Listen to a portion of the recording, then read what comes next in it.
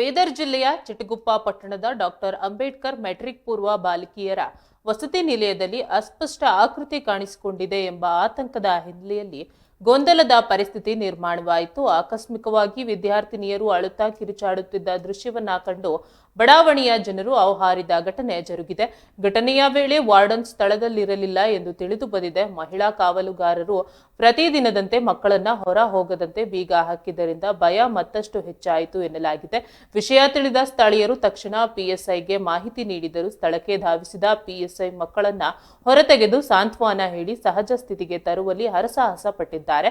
ನಂತರ ಶಾಸಕ ಸಿದ್ದು ಪಾಟೀಲ್ ವಸತಿ ನಿಲಯಕ್ಕೆ ಭೇಟಿ ನೀಡಿ ಘಟನೆ ಕುರಿತು ವಿದ್ಯಾರ್ಥಿನಿಯರಿಂದ ಮಾಹಿತಿ ಪಡೆದಿದ್ದಾರೆ. ವಸತಿ ನಿಲಯವನ್ನ ಪರಿಶೀಲಿಸಿದ ಅವರು ಕಟ್ಟಡ ಸಂಪೂರ್ಣ ಶಿಥಿಲಗೊಂಡಿದ್ದು ಸುರಕ್ಷತೆ ದೃಷ್ಟಿಯಿಂದ ಮಕ್ಕಳನ್ನ ತಕ್ಷಣ ಬಾಡಿಗೆ ಮನೆಗೆ ಸ್ಥಳಾಂತರಿಸಲು ಅಧಿಕಾರಿಗಳಿಗೆ ಸೂಚನೆ ನೀಡಿದ್ದಾರೆ.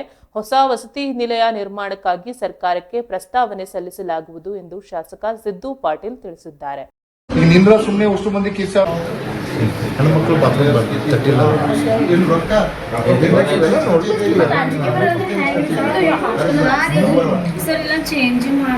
ಅದೇ ಮಾತಾಡ ಬಿಲ್ಡಿಂಗ್ ಆಗಿದೆ, ಯಾವಾಗೂ ಬೀಳ್ಬೋದು. ಆದ ಕಾರಣ ನಾವು ಹೊಸದಕ್ಕೊಂದು ಪ್ರಪೋಸಲ್ ಕೂಡ ಕೊಟ್ಟಿದ್ದೆವು.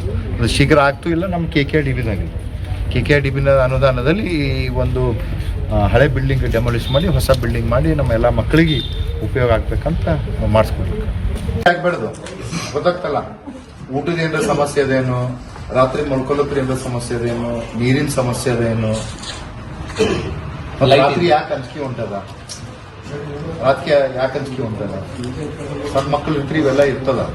ಅದಕ್ಕೆ ನಿಮ್ಗೆ ಯಾವ ಪ್ರಕಾರ ಆಗ್ಲತ್ತದ ನಾವು ಅದಕ್ಕೇನ ಮತ್ತ ಸೊಲ್ಯೂಷನ್ ತಗೊಂಡು ಅದ್ರ ಬಗೆಹರಿಸಬೇಕು.